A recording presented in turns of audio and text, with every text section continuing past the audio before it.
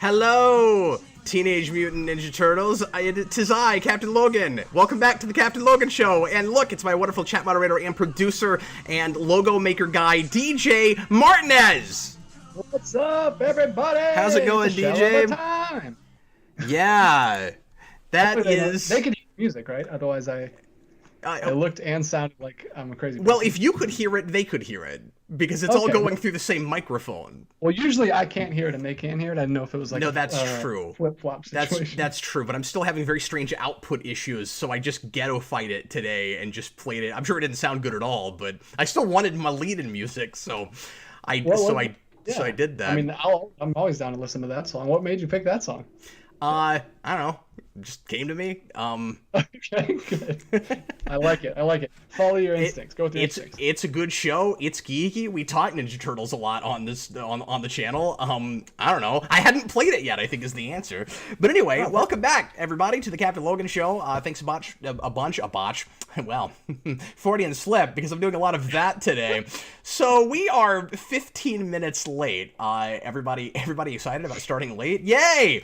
DJ and I actually have made 10 minutes of a show that nobody saw because somehow we weren't broadcasting. We don't really know how that happened. I blame DJ because he's supposed to be looking at the comments, and I don't think. I feel like DJ, if you've been paying closer attention, we would have known that we weren't live. I'm a screw up. I know. No, I'm kidding. Actually, I know what DJ was doing. What he was doing was actually really cool. In the opening that you guys didn't see because we were just making it for ourselves, we were essentially just sitting in front of a mirror practicing for the opening of the show. I suddenly decided that there should be a lead-in story when there was going to be no lead-in story, and then DJ just started working on a thumbnail in the middle of the show, and I think that's why he didn't see any comments. So we may have a thumbnail at some point. It's up there. Oh, is it already out? That's great. Just the Nintendo Direct logo. Oh, you're great. Thanks, man. So we are gonna chat about the Mario announcements today a little bit. I don't know about all the stuff that came up in Nintendo Direct. All I know about is the couple of big game announcements with Mario. So if anybody knows about other stuff that I should be talking about, feel free to leave a comment, and we'll hopefully see that and try to talk about it.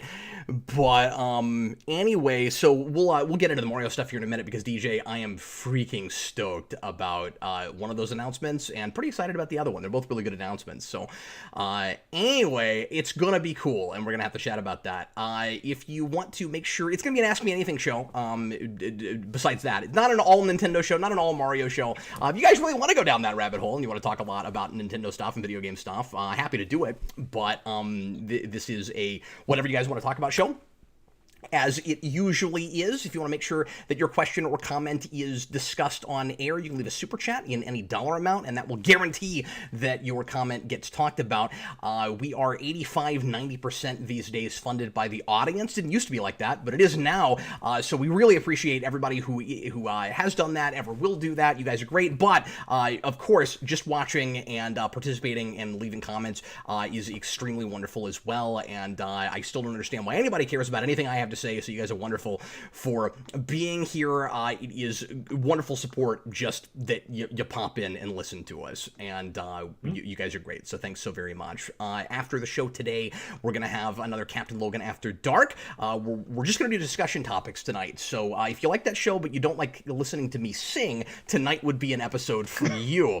We're going to talk about I've got a few topics listed. I asked Brandon to bring something, so we'll have a variety of different things that we're going to chat about, things that you usually wouldn't hear us talk about probably on the channel, although there's a bit of a convergence, DJ, I think, that's been happening lately, where some of the topics are getting a little bit more after darky, and I don't mean like incredibly spicy necessarily on the Captain Logan show. Occasionally that happens. More often just... It really has. We have been living up to Ask Me Anything lately. Like a few weeks ago, somebody asked me what tattoo I would get if I got a tattoo, and that was a thing I talked about in like the second or third After Dark I did with Eric. So yeah, there's a little bit of a fusion of worlds, something of a crisis happening right now. But we are excited to chat with you guys later. And if Uncensored and Crazy Town, tonight's Super Chat winner is going to get to pick the main topic for that show. If it's a really good topic, it will be most of what we talk about. If it's just okay, we'll talk about it for a couple, 3, 4 few minutes. But we will definitely make sure and get it talked about. I trust these guys to give us great topics. These guys are great. For some amount of time. So anyway, all right, let's go ahead and get right into things. Today, as was alluded to a minute ago, we got DC Direct, not DC Direct. We got, that's actually not a thing anymore. All of a sudden, we got the Nintendo Direct. They made some announcements, and Dan sent me a message this morning. I hadn't heard from Dan in a while. He's been really busy studying for the bar exam, and he was like, "Did you hear about the cool, crazy stuff they're doing for Mario's 35th anniversary?" And I said, well, I knew that that there had been rumors and a lot of talk about an anniversary game that would remaster Mario 64, and that was one of the announcements. We're going to get a anniversary game that's going to include Mario 64, Mario Sunshine, and Mario Galaxy. Oh, that's awesome. And I don't know any of this, so I'm like, you're explaining it to me right now, so I'm pretty excited. Yeah, well, wait till you hear the other thing, because it's even cooler than this. But that is really exciting.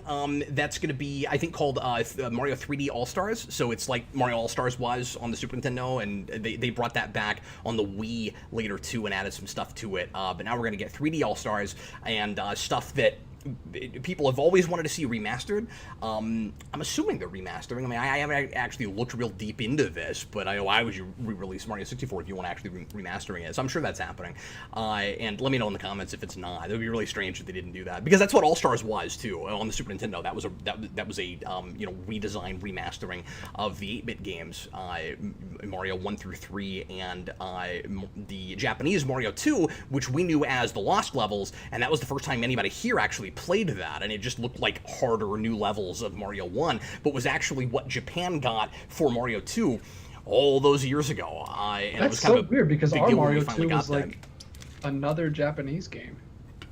And the reason that happened was because here in America, they thought that the game was going to be too hard, and also that they wouldn't be able to market it as well. But it was. I mean, that game is almost like unfairly hard.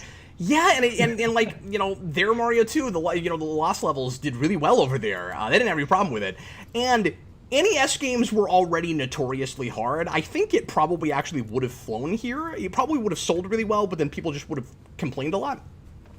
Yeah. But like, Mario 2 is a good game, don't get me wrong, but like, it was such a departure and a totally different kind of thing that it was wild that it sold as well as it did. I mean, that was still like a huge record-setter game, and it felt like at the time you could put Mario's face and sprite on anything, and it would sell.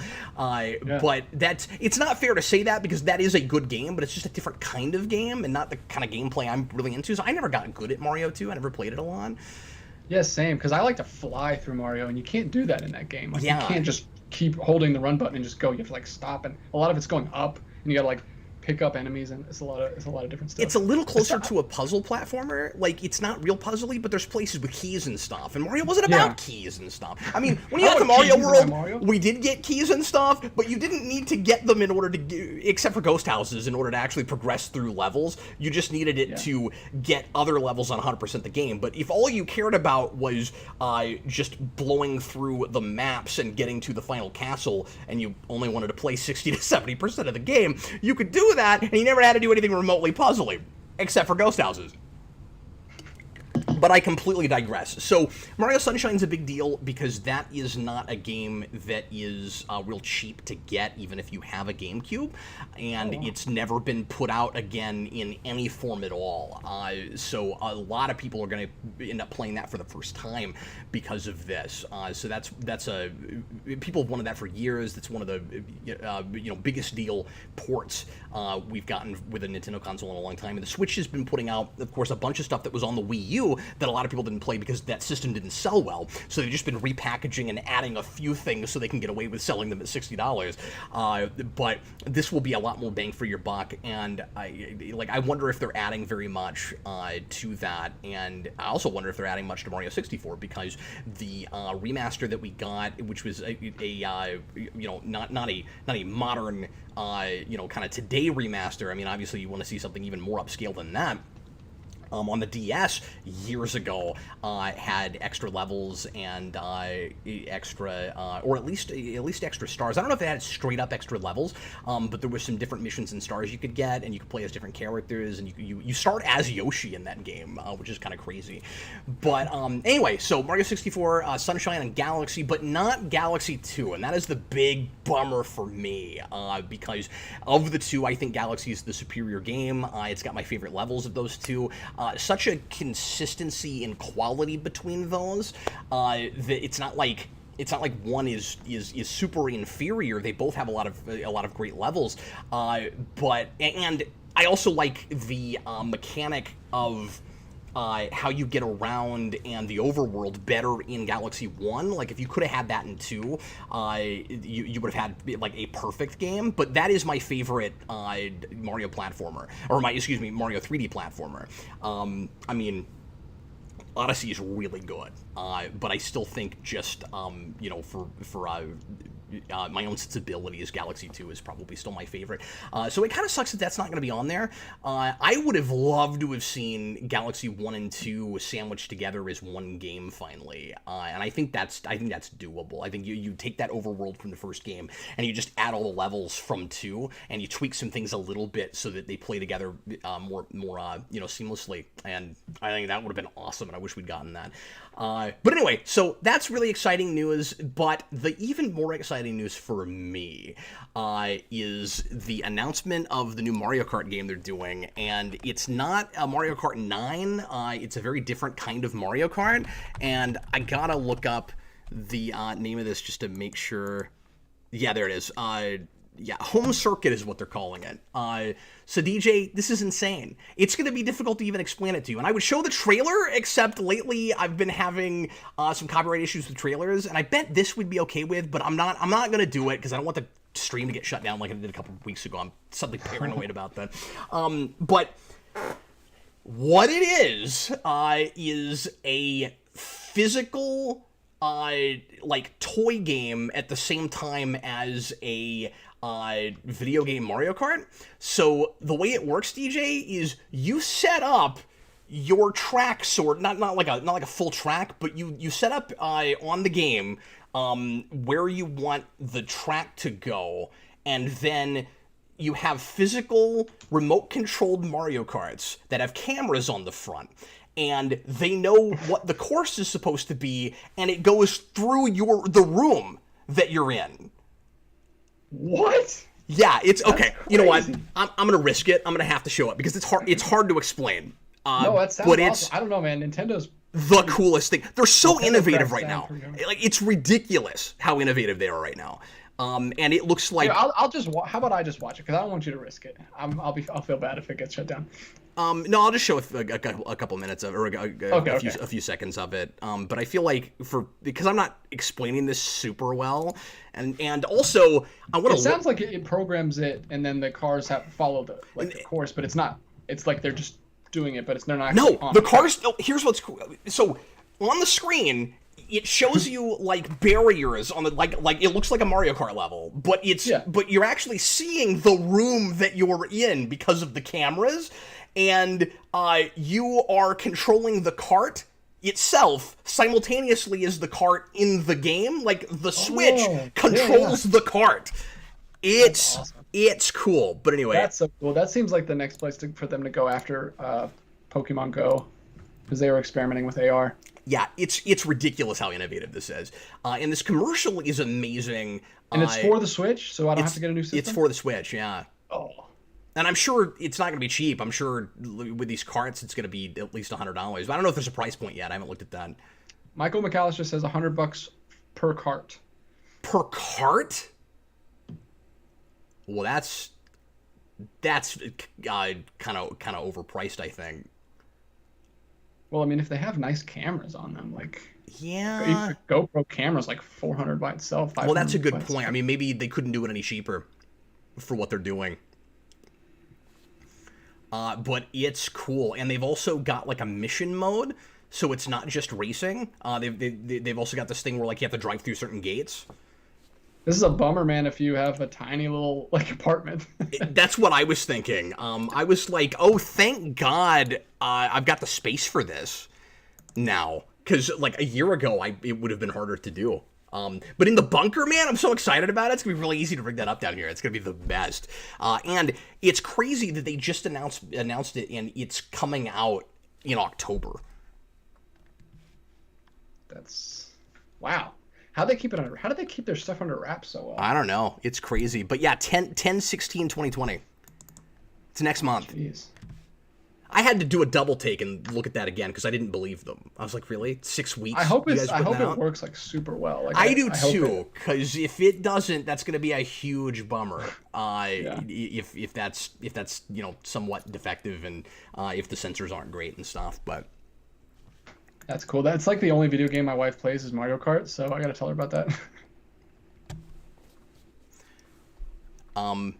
Yeah, Noah, I couldn't believe it. 10/16/2020 is what it said. I was sure I looked at that wrong and it said 2021. They've all been in quarantine all summer. The developers just working on this, never leaving their homes. Blue Dragon 5 says there's no way that works smoothly. Well, we're gonna find out because I don't know how to not buy that.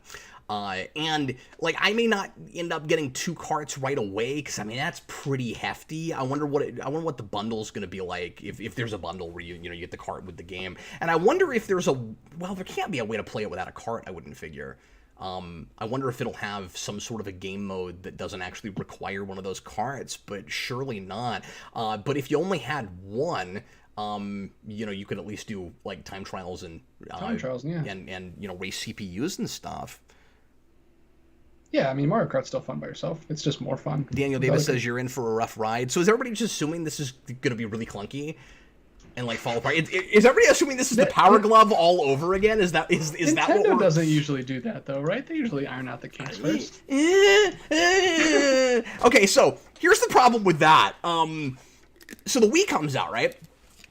And the Wii's motion control works okay, but it's not nearly as sensitive as they want it to be, and they tried to do a few games that weren't where the sensitivity wasn't quite there yet.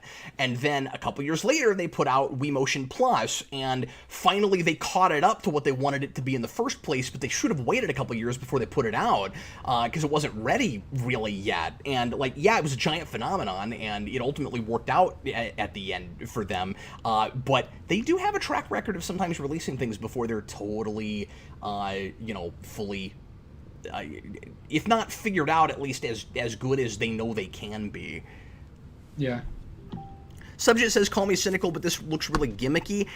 I totally understand that. I got kids, man. I can't look at that and not be excited about watching my kids play that, is the thing. Yeah. That's not going to be for everybody.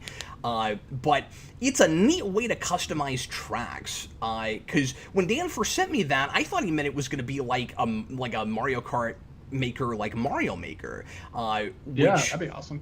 I guess it would have been kind of cooler if it was easy to put the track together, but they haven't been able to do anything 3D like that yet, or they haven't tried anything 3D like that yet.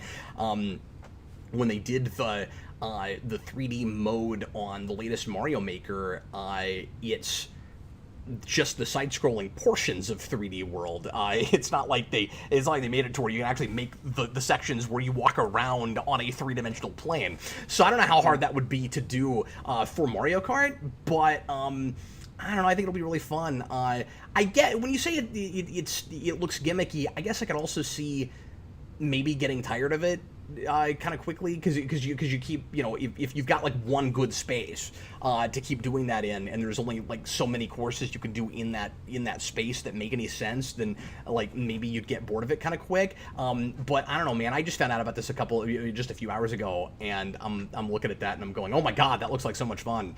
And so I don't know. Hopefully it doesn't run out of steam a few weeks into getting it, but call me impulsive. I gotta have that. That's exciting to me.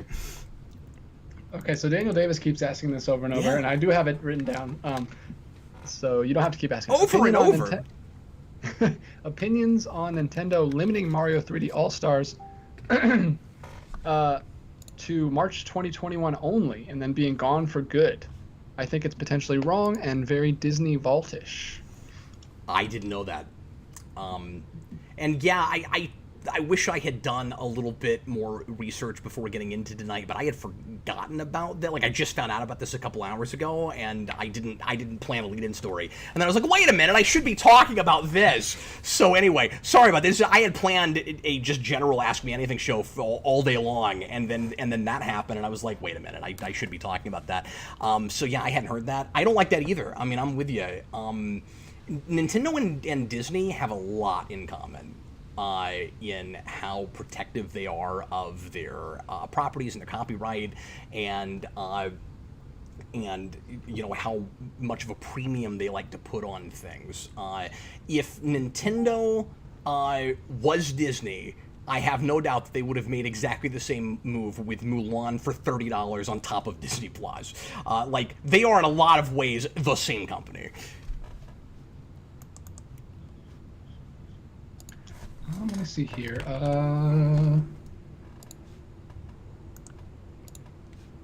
TH1 says, I'm okay with it if it's a limited run, but I'm not okay with it with that it comes out in 2 weeks. So it's going to be a limited run for just a few months, and they're dropping it on us, and we didn't know it was coming this soon. Yeah. And here's the thing. Well, I thought it came out... Daniel Davis says it comes out in March. Not the Mario Kart thing. We're talking about the 3D All-Stars thing. Yeah, so well, I didn't know what the date was on that. I've not looked at that. And so, yeah, I was just about to look that up because I didn't believe 2 weeks either. Yeah. But yeah, he also might mean something other than what we think he means right now because that sentence was worded weird. Yeah, you could be talking about the... Hello. But anyway. Brandon. So, yeah, I don't know. I think it's weird to do a Disney Vault thing, you know, sort of thing like that with Nintendo in the middle of a crisis where where a lot of people don't have as much money and have lost work and are having a hard time paying for things. So it does come out in 2 weeks, and then it stops in March. Oh, it so stops in March. It'll be available for 5 months, 5 or 6 months. Okay, yeah. See, now's a weird time to do a thing like that. But I bet they had this plan for a long time, and we're like, yeah, we're still going to do it. Yeah, people are hurting for money right now. But, I mean, that doesn't stop people from buying Hi, Jeffrey. games, right? Good to see you, man. He just threw in a $2 super chat and wrote, just passing through. Cheers. Good to see you, man. Good to see you. Good to see you. Brandon, the pressure is on for After Dark because everybody's like, oh my God, Brandon's here. That means After Dark's going to be amazing. Okay. I can't remember if I mentioned that you were going to be here or if I said that in the opening that we didn't actually end up broadcasting. The lost opening. Yeah, because we talked to a Phantom audience for 10 minutes, Brandon. Oh, no. And then realized somehow we weren't streaming. Oh. And I don't know how that happened. I want to think that I'm not so out of it that I just didn't push the stream button. I want to think that's not what happened. It's possible that's what happened. I don't think that's what happened, but it's entirely possible. I did mention it. Okay, thanks, Blue Dragon 5. Everybody bear with me, man. I'm a little out of it today for all the reasons I mentioned earlier. Brandon, I got a punching bag, and I spent the afternoon putting a bunch of sand in it, and I'm just exhausted from all the sand and from walking from one end of Home Depot to the other trying to find things with 250 pounds of sand in a basket. So that's not something that I usually hear out of your mouth. It's moving sand. Oh, I thought you were gonna say. I thought you were gonna say. No, that's true. That's true. Yeah, you haven't heard me say that much. Punching bag, like I. Well, I thought you were gonna say. You're gonna say that's not a thing I usually hear. I bought a punching bag. Yeah, because who needs 2 punching bags? So of course you wouldn't have heard me say that. I like. What? That's hilarious. Who needs 2 punching bags? I didn't mean you're a punching bag. That wasn't the joke. Brandon? No, that wasn't the joke. But it was funny on another level. No, okay. All right. I didn't know you had 1 punching bag actually. No, I just got it. Is what I'm saying. I said I just bought a punching bag. Yeah. And then you were like, yeah, you wouldn't have known that. I just got it. Right. And then you were like, that's not a thing that I usually hear Cap say. And I was like, yes, why would you have ever heard me say I bought a punching bag? Who needs 2 of those? That's all I meant. Oh, we should punch the punching bag on After Dark. Who needs more than one? You would never hear a person say I bought a punching bag more than once, because if you already own one. Anyway, God. Hey, yeah, $2 a month on Patreon, you get to hear Cap yelling at Brandon for a full hour. Or maybe longer. That's not what's going to happen. That'll only be 50 minutes of the hour. Okay. Let's get into some other topics, shall we? Anyway, I'm so excited about the Mario Kart. I think it's going to be really cool. I am a little bit nervous that I'm going to get bored with it quicker than I'm thinking I will after that comment from earlier, but I'm hoping not. The kids are going to have a good time with it, so. That never gets old, watching them. Blue Dragon 5 jokes are always funnier when you explain them. Exactly. OAW, and the picking on Brandon begins. No, I mean to pick on Brandon. No. What was annoying about that is Brandon was laughing at a joke because he thought I was making fun of him, and I wasn't. I wasn't even making fun of you. But it sounded and you just so assumed much that like I was. Okay.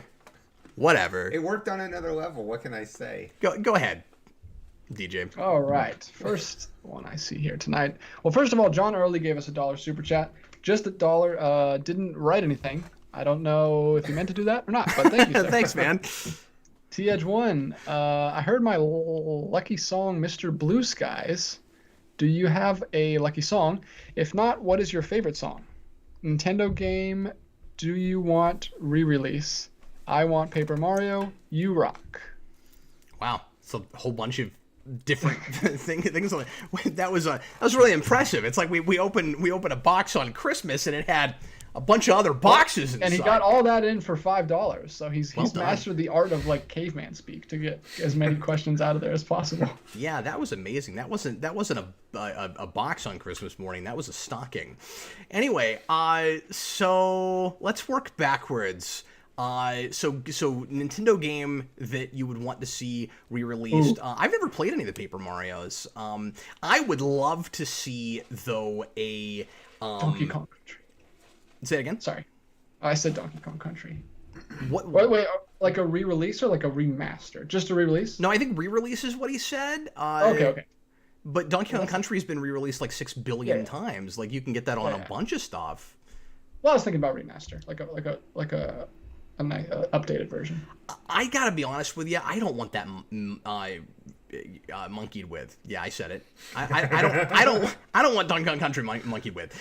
We already got Returns and Tropical Freeze. That's all the updating I need of that. I don't need to see like anything added to that game or or like the graphics attempted to be improved on. I think it holds up so well as it is. I don't think there's any reason to do that, but that's just my opinion. But I would love to see a re-release and remaster of Star Fox 64.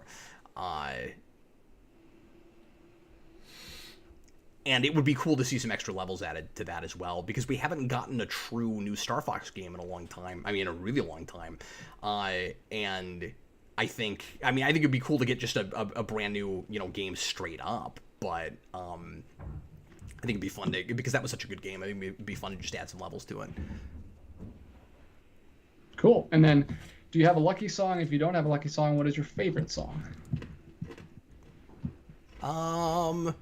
See, I've been asked this a few times, and I always try to go to something a little bit different because I have a whole lot of favorite songs. DJ, do you have a favorite song? I don't know about lucky song. Well, you know what? No, I do have a lucky song actually. Now you say that. I mean, I'm not like a superstitious person. I don't think of it as luck so much as just. I maybe mentioned this before. I had a track that I used to listen to kind of calm my nerves right before I would do an interview, when I used to do a lot of interviews. And it was It's Not My Birthday by They Might Be Giants. It's my favorite They Might Be Giants song. It's on a B-sides album called Miscellaneous Tea. Look it up. And you'll probably listen to that and go, I don't know why this is your favorite Team BG song. And I don't either, but I love it. And that used to be the thing that I would play right before an interview. And I always felt a lot more relaxed and ready to go and just kind of psyched out before I did that. So I guess I sort of do have a lucky song. There we go. We answered it. Perfect. Yeah. Lucas Green. Hi, Cap. This but isn't really you didn't question. say what your favorite song is. I was I don't have same favorites. thing. I just listen. Do you like music? Music is way too like big for me. Like I listen to way too much music. I can't narrow it down. Like movies are hard enough to narrow down, but songs are way too hard to narrow down. I'll tell you, everybody. So what genres do you listen to? I'd say anything except for like country. Yeah, Like I mean, there's some like bluegrass or like folks. I like folks. I like a lot of folk, but like you know what I'm talking about when I say like country, like yes, talking modern about country. trucks and tractors and I don't know, real country. But that's coming around on me because my wife's from Mississippi and her dad plays it all the time. And there's some songs like about your kids and stuff that get to me a little bit. So I don't know. I'd say anything as long as I like the subject matter. I don't really have a preference for the musical part. You guys feel free to make fun of me. I've been on a weird Seal kick lately, particularly the Soul albums. Yeah, I've been listening to that a lot when I'm writing. A few people in the comments talking about F-Zero from the previous question, and that we need a new one and some remaster. That would be great. There's a few Nintendo franchises that just died that we haven't seen anything of from a long time, and I don't know why we're not making new F-Zeros. And it would be really cool to finally get a 2-player one, unless that happened at some point. I don't know about it because I haven't played much of them beyond the original Super Nintendo and a couple of handhelds. So I don't think I've never played that one on 64, but I think that's still a 1-player game. I don't know.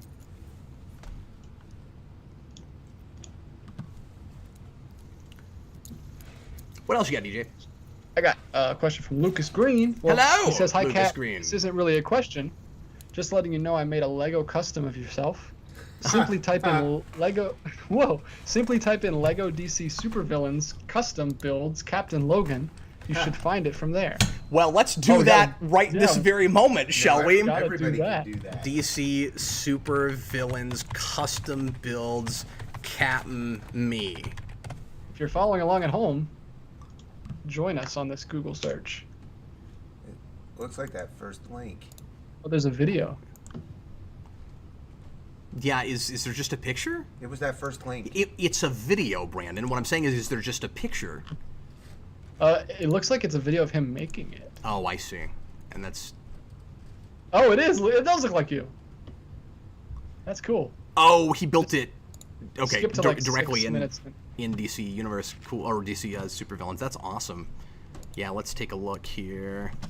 A Green Lantern man. I want to pretend that the guy you're with is Brandon. So I'm a Green Lantern, and I love the Green Lanterns in the Lego games, by the way, because they have these huge rings. Like, it's hysterical. And I've got a question mark on my back, which makes sense because I'm such a Riddler fan. That's fantastic. Who wrote that, or who made that? Lucas Green. Green because it's green because it's Green Lantern. That's why. Thanks, man. I am absolutely honored by that. Oh, look, there I am. There I am getting some studs. I'm getting some studs. I got Wolverine hair. Look at Brandon's with you in sunglasses and a beanie. I don't think that's Brandon. Brandon, you got some bling. I guess. And you need to get that belt buckle with the skull on it, too. I should have a belt buckle with a skull on it, honestly. Or at least a Mario mushroom. Well, this is surreal. Yeah, thanks so much for making me in that game. That's awesome. Nice. That's super cool. Thanks, Lucas. And thanks for putting in a super chat to tell us about it. 5590ERS, have you guys ever played Mario Kart 64? Oh, yes. A bunch. Oh, yeah. Of course, I grew up on that game.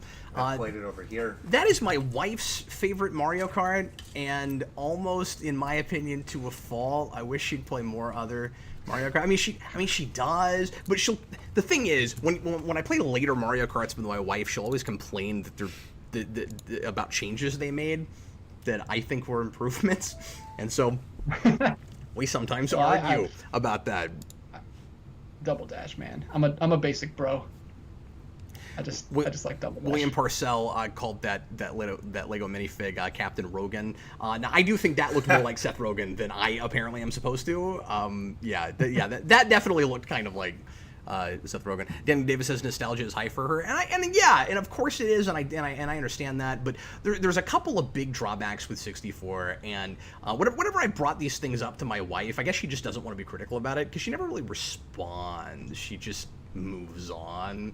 But Mario Kart 64, it has a couple drawbacks for me. One of them is the courses are too long. There's these big long stretches of straightaways that have no business being as long as they are, and I'm glad that later on we started to go back to a little bit more what the courses were like in the first game, lengthwise. And then the other thing is just that controller. And it's not been what has been I guess ported digitally a couple times where you can play with different controllers, but I've always just played it with the cartridge, and I don't like the controller. Most people, here's the thing, part of the reason that I have a hard time with that controller is because I grew up playing with it incorrectly, not realizing it, doing it for so many years that I can't make myself hold it right now. Oh, you hold the side? I do, and I cannot make myself just hold it in the middle now because I've done it that way for 20-something years, and like it feels too funky. I just can't do it. What doesn't make sense? I do the same thing you do. It's got two handles. I know, on the side. right? I can't stand holding it off center. But apparently everyone but you and I did it that way. Yeah, and I never got that. I mean, it didn't make sense to me. Handles. Yeah. And it was always awkward holding your thumb out that far, but I was like, this is just the way they designed this controller, so I guess I'm going to work with them. You know what I mean? I'm even left-handed. Like, it was especially like, what is going on here? I'm with ya.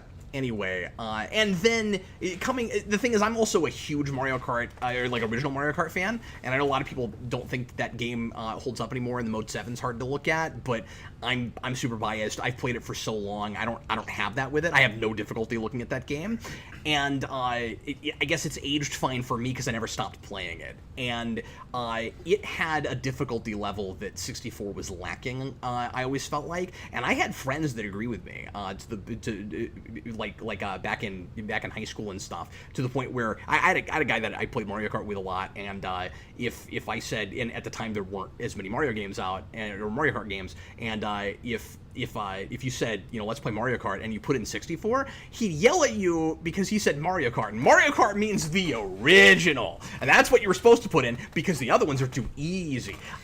But people complained, I guess, so much. This was always the sense I got, that Rainbow Road was too hard in Super Nintendo. They just made it a whole lot easier, and it kind of defeated the purpose. It's like, that's not Rainbow Road. Rainbow Road's supposed to be hard. Maybe it doesn't have to be as hard as the original, but like, the only way you can fall off that track is if you're veering too far to the left or the right in the big slope drop at the beginning. It's the only way. The rest of it's all fenced off. Why? It's Rainbow Road. Anyway. Lucas Green said no problems, I guess, when we said thank you to his super chat, and he said, I assume DJ skipped me. I have not skipped anybody. We just haven't really got to many super chats. We're a little behind on super chats, so if we haven't got to you yet, we will get to your super chats. I have them all written down. Don't worry, guys. Speaking of that, I have a hard time not taking my time. John Ty, with some people thinking Batman is a fascist because he beats up on poor criminals, the question is Batman a good person like Superman? Well, that's a hard left turn. Yeah, it is. Well, I mean, that's Rainbow Road. But I mean, that's what the argument is always about with Batman and Superman, right? Like, that's a question that I'm not saying that it's not interesting to talk about. It's just I've done a lot of talking about that because there are a lot of stories that are getting at the heart of that question, right? Batman and Superman stories. Sometimes Batman, like you said, looks like a fascist to people, not just because he beats up poor criminals, which we've done a whole deep dive on just that idea before, which is which kind of ignores some things. I think that's a massive oversimplification, because it's not just poor people, it's just psychopaths in general, and it's not like and like a lot of the people that he fights will like break out of the asylum first. It's not like he just finds people on the street and starts punching them. Like, sometimes that happens, if they're murdering someone or stealing things. Like, I don't know. He's a crime fighter. I don't know what you want from a vigilante crime fighter. But the thing that makes Batman more of a fascist to people is his other methods, not the people that he goes after, but what he does with them and to them, despite the law. Obviously, he's taking the law into his own hands. He thinks he's above it. And also, he tends to be really secretive. He doesn't like to tell people what his plans are. He's got a very my way or the highway attitude with the Bat family. And so there are a lot of attributes with Batman that could lead him to a fascist mindset were he to take them to their furthest conclusion. And then the question just becomes, can he, walk that line? And it ends up being more about his methods than really whether his heart is in the right place as far, usually, depending on the Batman we're talking about, of course, because we've taken him to various different extremes in all kinds of stories before. But by and large, and the Batman I like is a Batman who wants the same things that Superman wants. He just doesn't believe that they can be gotten to in as black and white of a way as Superman tends to think they can. We also have, especially more recently, had Superman depicted in such a way where he could become a fascist, but not taking his beliefs to the furthest extent, but his power set to the furthest extent. But anyway, so I don't know. Like when you say deep down, is Batman as good of a person as Superman?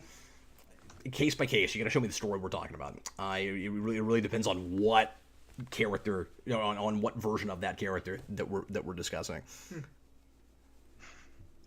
Ryder gave us a $2 super chat with no context, but he later clarified that it didn't go through. And here's his question. Oh, good. I don't know if. I caught it in the chat. I don't know if that chat worked, but I meant to ask if you feel like Far From Home apes from Deadpool.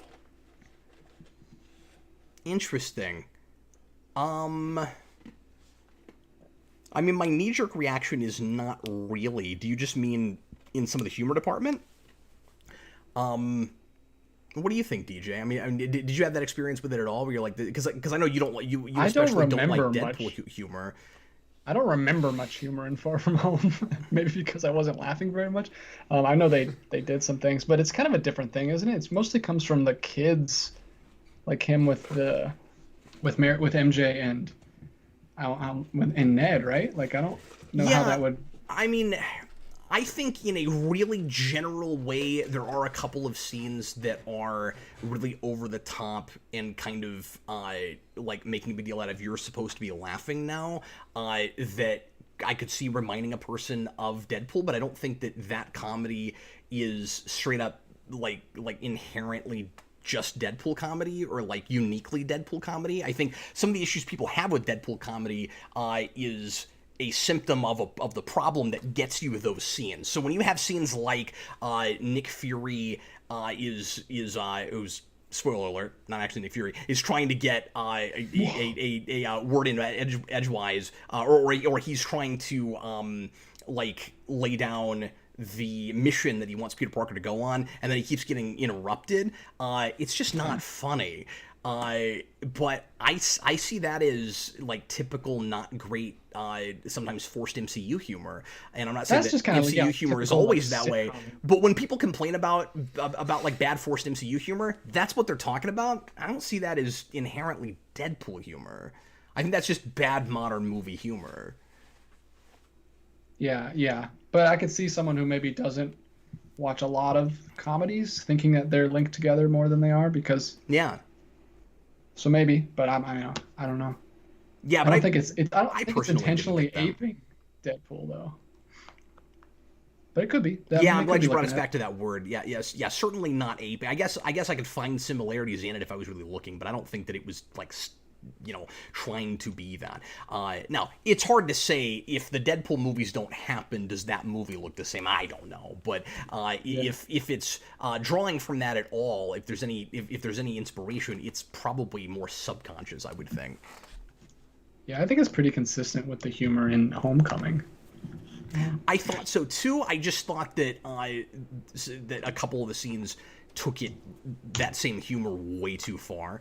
I feel... they do a lot of like awkward like teen humor, which is like, oh, Peter's super awkward or Ned's super awkward, like, or yeah, like, so they do a lot of that, which they did in the. But there's some not great action humor too. That whole contrived sequence on the bus where everybody just doesn't happen to notice that he's fighting a drone is that he accidentally called with the Iron Man sunglasses. Oh no, that's preposterous.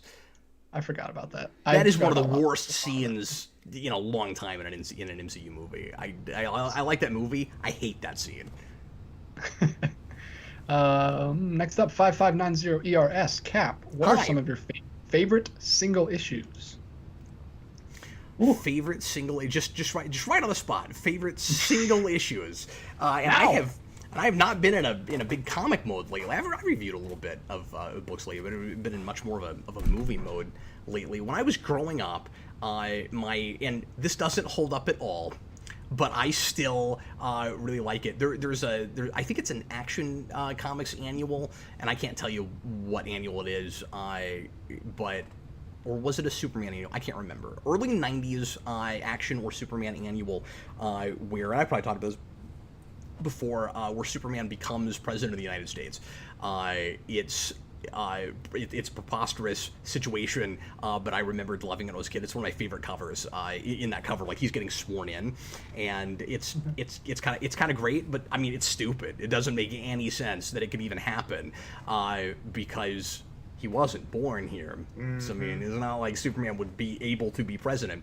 But I still love that for kind of nostalgic reasons. Man, again, put me on the spot. I mean, there's a bunch of great stuff. Whenever a question like this comes up, I have a hard time saying anything because I'm afraid I'm going to leave out, like, the right answer. I feel like I need to think about this for a while. It's a shame that they didn't use that to put something in continuity, like where everybody rallies around Superman enough that they could get an amendment ratified. Well, and it was an out of continuity thing. The only way in continuity, Brandon, I would be cool with that is if at the end of the day he refuses to do it. I can't deal with a Superman that would want to be president. Sure. In continuity, as an Elseworlds thing, it's fun.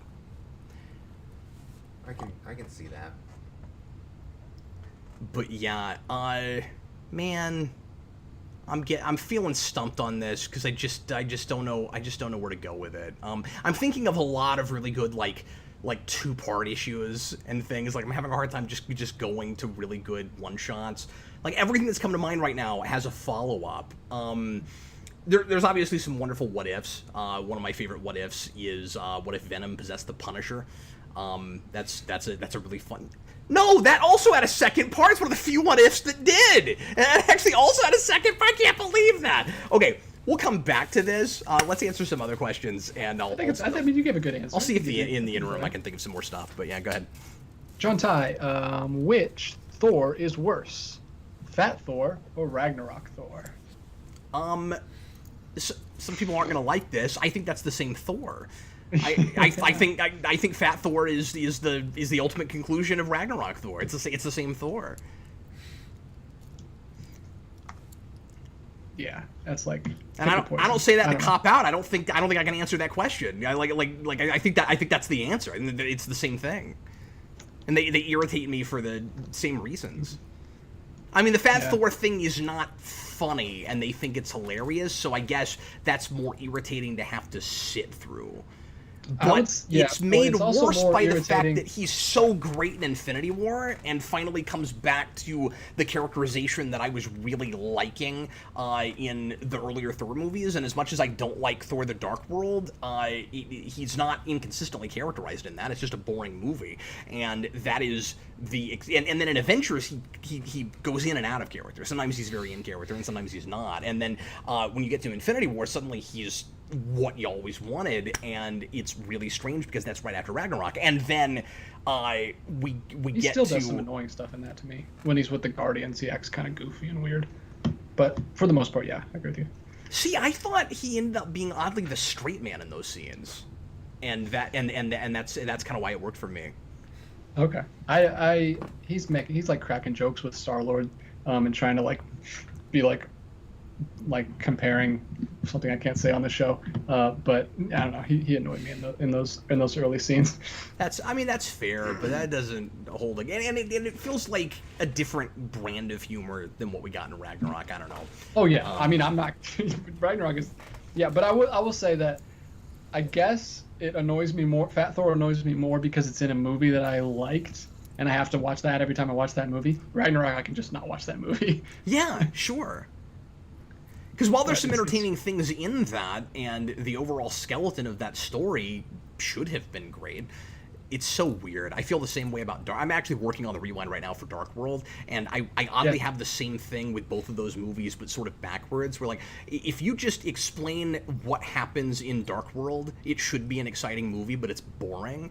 And if you explain, and I know a lot of people like Ragnarok, but this is just me. If you explain just the skeleton story of Ragnarok, it should be epic, but it ends up being a farce, so it doesn't work to me. And isn't that weird? They have almost the same problem, but the tones are and their tonal issues. Well, and it's crazy that all they did was change the tone, and everyone loves that movie. Everyone hated Dark World. That's what I think. Well, and I say Dark World is a tonal issue.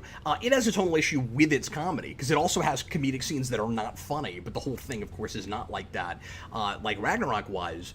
But with that movie, it was just this weird execution thing, where, like, it's not communicating a lot of things the way it thinks it is, and even if it was, I don't think a lot of its ideas ultimately are as interesting as the people making it seem to think they are. But it's also just it just ends up reading really bland for some reason. I don't know. It's very strange. It's like on paper that should work. Well, not the Malekith stuff. From GG. GGG? Do we ever figure out how to say this guy's name? GJIJJI. Cap, what season or episode of Smallville would you have liked to write or appear in? Ooh, I love that question. The answer to your first question, though, DJ, is I think at one point he did tell us how we were supposed to pronounce that, and I've forgotten what it is. So what season of Smallville would I have wanted to write? Well, I've said this a bazillion times. I'll give you a couple of answers. I would have loved to have written second season, because I think, despite its flaws, first season is a really good starting place, and I've always had a lot of ideas about what I would do with that moving forward. And I've said this before, but I think everything that happens to resolve the cliffhanger is wrong. Everything that, like everything it does, it should have done the opposite. Lionel Luthor should have died. Lex should have continued to stand there and let his father get killed on the wooden spike to get him closer to becoming comic book Lex Luthor. And I'm not saying that I would have wanted to see them like force it to happen really fast, because they were trying to do that gradually, but then later it ends up being kind of a light switch, or a little bit of a light switch. But I think he needed to get out from under his father's thumb and not just be influenced by him to be evil. And it always felt like they just kept Lionel around because the dynamic between those actors was so good, and it did save a lot of scenes. So I mean, ultimately later on in not great seasons, I was also glad to have John Glover there. But he should have died, and Lana should have actually found out and remembered that Clark Kent had powers with the tornado. Those should have been the two big game changers that actually allowed the status quo to change. So I always wanted to take second season and run with those two things. And then, but the other answer is, I would have loved to have messed around with 3 and 4. I guess more 3, just because I like some things about the Kryptonian lore, but ultimately they kind of ran with their tail between their legs and didn't ever follow through with the Jor-El stuff. So if you're gonna have evil Jor-El, do evil Jor-El. And like I'd love to see how that would have actually played out, instead of And like that's a really divisive choice, and I don't know how I ultimately feel about the fact they decided to do that. But it bothered me more that they retconned it later and made Jor-El a completely different character than he clearly was early on, when we're told that he sent his son to conquer. And then we never followed through with that. So like, I don't know, just with that there, what I'm saying is I would have loved to have come into the writing staff with what we had with 1, and then with what we had with the end of the middle and end of 2, I guess. Like coming in at either of those points would have been great. But then, I don't know, to act in, I guess I would have loved to have been a Cryptofreak. I would want to be the Cryptofreak with the most ridiculous power ever. I don't know what it would be, and I have to kill people with it. Yeah, it has to be a thing that I'm killing people with, but that you wouldn't think you could kill people with. Like, I don't know, like being able to turn any plastic into specifically bubble wrap, just something ridiculous, like like that. That's fun. I don't know what, but I would want to be a Cryptofreak. I would have wanted to be the last Cryptofreak, the one that everyone remembered, because it was. I say that I don't remember the last Cryptofreak, so I guess nobody would remember that. But last of the Cryptofreakins. Anyway, Lucas Green is back. Hello, Lucas. In the '90s cartoon of Spidey. Ooh, you got me interested here. I'm listening. Which Goblin do you prefer, Mark Hamill's Hobgoblin or the Green Goblin? How he took away his woman.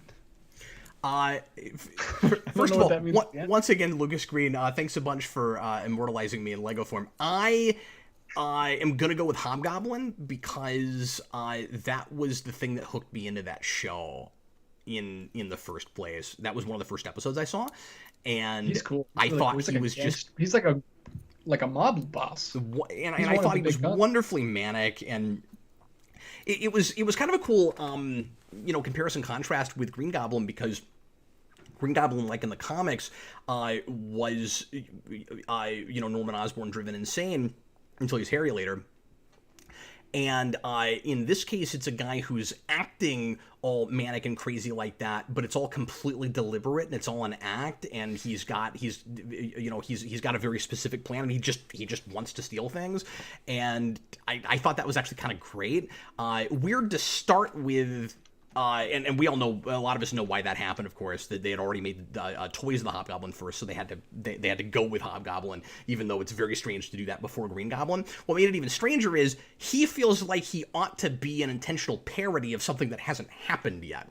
Because it's like, I'm going to act all crazy, like people are used to seeing with a goblin, except I'm the first one. And then somebody goes insane and is actually the thing that they're acting like sort of a parody of. Also, I can't listen to that Green Goblin voice for more than 10 seconds at a time. Yeah, it's so nasally, dude. It just drives me insane. I will say that, Norman! Oh, God, stop. I will say that scene where he makes the Statue of Liberty with a goblin face and it like falls on him horrified me as a child.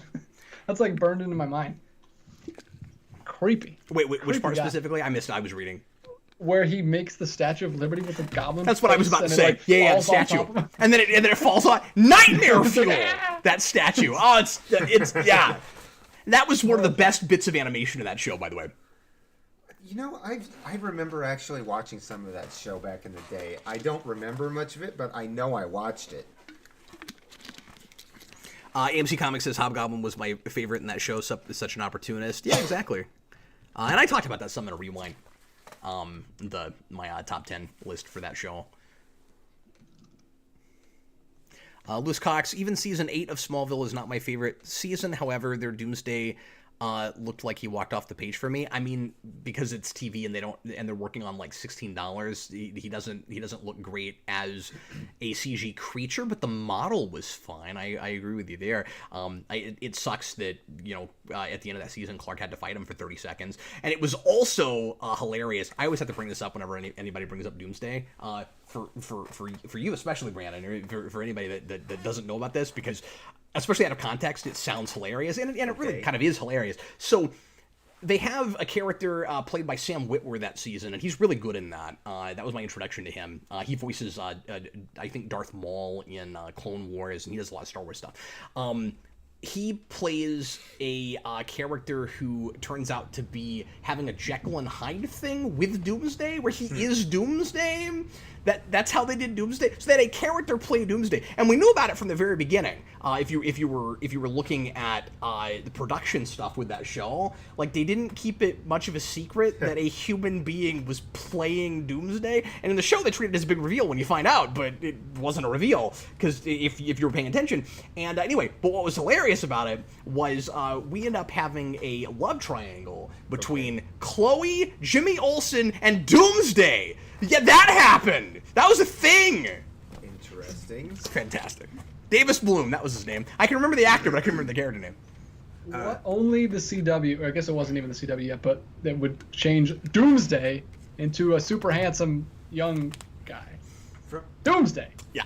Yeah. From an earlier question where you answered about what season would you write, they also asked potentially what season would you have wanted to act in. Wasn't that half the question? Yeah, and I just said, I don't know. I just want to be a cryptic freak you somewhere. Didn't know. Okay, I missed the answer then. I gotcha. Next up, TH1. This might be an After Dark question, but we'll let you know, and we'll act accordingly. But what are your thoughts on the Batman being on hold again because some of the cast testing positive, including Patterson? Including Pattinson, yeah. So he ended up contracting COVID on set. I think some other people did as well, and they've halted production. I mean, yeah, what can I say about it? It's really unfortunate. It's just a really difficult, trepidatious time to try to make movies, and it's hard to say when it's going to finally be safe to just fully go full tilt back into production on things again. Obviously, a lot of these productions are feeling like they have to try to start again because everybody's losing money like crazy, and we're going to get to a place here in a few months where there's not going to be anything to put out, and it's going to be hard for all these production companies to stay in business, production companies, et cetera, all of the different companies that are involved in filmmaking. So, you just gotta hope that we that we get a vaccine or finally kick this pretty soon, because it's taking its toll. Obviously, I don't know what else to say about it. It sucks. Yeah, I hope there's not any or there's not a lot of elderly people on that set. Yeah. Or that's a bummer. Bag Studios, Batman 66 meets blank. Perfect world, what do you make? It's funny how often I get questions like that because a weekly. People know how much I love Batman 66. It's gotta, well, so I've always answered this with the Tick, which is the obvious answer for me. But then I don't know, is that cool because of the ways that Tick is inspired some by Adam West Batman, or does it end up just being too close of a comparison that it wouldn't actually be any fun to put them together? When I was in high school, I actually wrote that fan fiction. I actually put the 60s Batman with the Tick in a story that I'm sure was terrible. I don't remember anything about it. The Tick is so aloof, though, and Batman is so serious. So I think that would be something that I would be really interested in reading. You know what would happen? What's that? Now that you say that, yeah, what would happen is, well, and again, it depends. He'd follow Batman around, wouldn't he? And again, it depends on the Batman, or it depends on the Tick actually, because sometimes he's played more buffoony than others. Sometimes he's played as just being kind of out there in just being too overly excited about everything, but he's not stupid, he's not dumb, he just doesn't know where he comes from. He's got this weird amnesia thing, and also he's just really quirky in his sensibilities. He's just got this very quirky kind of charisma, but sometimes he's just played as a total dumb buffoon. I think in the animated series we had kind of a combination of those two things. I think it was somewhere in the middle. I think he is in the Patrick Warburton show, the absolute just dumb buffoon, and then in the Amazon show he's way farther the other way, where he's not an idiot, he just doesn't know nothing, and also has those quirky sensibilities. So it depends on which of those you put Adam West with. If you put Adam West with the Patrick Warburton version, he's gonna look at him like Chief O'Hara. He's gonna hate that guy. That's the one that I was thinking of. And I think what you end up with there is an Adam West Batman that, by contrast, ends up looking way more serious. And I think really any tick that you put him with, because Batman's, I guess the difference is, Batman says a lot of things that are like really dry-witted and like he's not intending to be funny, and the Tick is just out there, and he says crazy things, and like maybe he doesn't always know they're crazy, but like he's loud and boisterous and bombastic, and like that Batman's not that. I mean, he's reserved comparatively. So I don't know, maybe that is an interesting dynamic, but cool. How many more super chats do we have, DJ? We'll have at the moment 1, 2, 3, 4. Okay, sweet. Maybe do a pre-written. I don't know if we've gotten one of those in a while. Yeah, sure. Oh, 5. Thanks, TH1. Yeah, thanks, man. Pre-written. Blue Dragon 5 thoughts on the announced animated 2-part Batman: The Long Halloween adaptation. I had not heard about that. Are you chanting now? Yeah. I don't know why you just became a Gregorian monk. Yeah. Yeah. That's actually really good. Part adaptation. That's cool. Maybe. Maybe they've been 1 for 2 with their 2-part adaptations. So you guys call me no fun at all. Call me a party pooper, but I can't get excited about those announcements anymore. Like I want to be. Obviously, I'm gonna watch them and I'm gonna hope for the best. But I don't just get like, oh boy, they're making because. So it's a couple things. First of all, I wouldn't have gotten excited with the old team because they made a bunch of stuff I didn't like, including and especially some adaptations of really great major Batman and Superman stories. One of them being Red Son. One of them being Death of Superman and Reign of the Superman, of course. Not just 1, but 2 crappy movies based on my favorite thing. And then also, I don't know, there's some people that like that, okay? I hate it. I just can't even deal with it. I think it's terrible. And then, both of them. And I think the second one's even worse, which shouldn't be possible. And then, they also did, tell us what you really think. And then, Shouldn't be possible. It shouldn't be possible. And they also did Killing Joke, which had some okay stuff in the last half hour, but it's got that terrible added first act with Batgirl, or first thing with Batgirl. It's just god awful, and the singing thing is not good. Anyway, so I couldn't get excited about this with that team. It looks like they've rebooted, and we don't know entirely what that means yet until we see some of the movies that they're making now. I think the old team has changed hands with a new team, but I'm not completely sure what's going on. So there's reason to be hopeful now if there's new blood there. But I'm still not going to get stoked until I've seen the first thing they make. So I need to see that Superman movie that they're putting out before I can get any sense of the quality of the stuff they're doing. And even then, it could be hit and miss, just like Bruce Timm's team was, of course. But yeah. And then let me say this. Long Halloween doesn't need to be 2 movies. That is easily adapted in 80 minutes, I think. I'm not saying that if you stretch it to 2, you can't get more involved and do a great story with it. But I'm afraid that they're going to stretch it too thin, and I don't like that book as much as I used to. Eric and I reviewed that again a couple years ago. The ending doesn't work.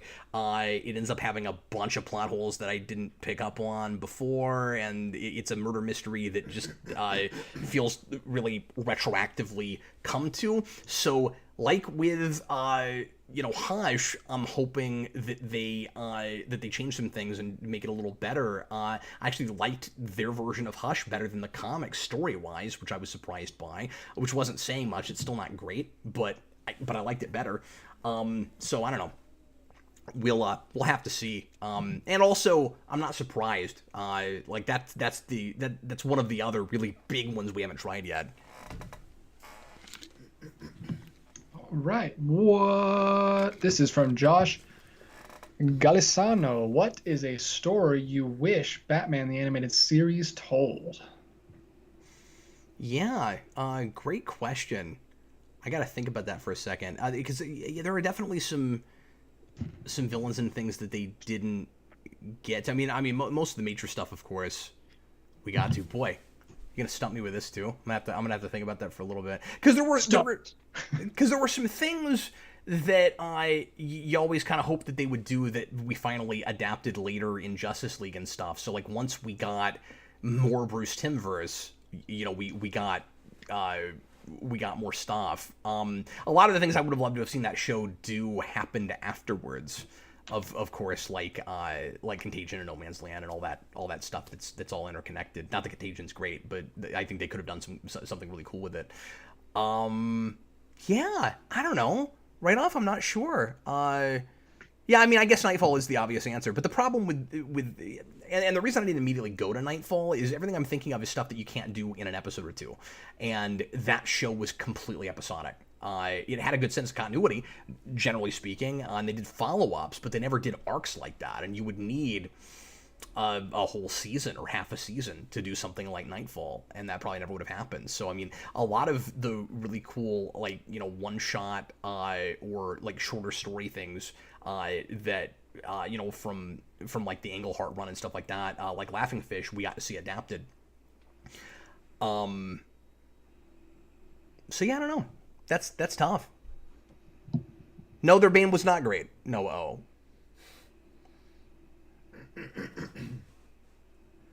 I will say I always wanted to see them bring back Phantasm in that show, but that's not actually answering that question because that's like their own thing. But yeah, you know what? No, I have an answer now that you say that. If you can't do Nightfall, at least do Venom.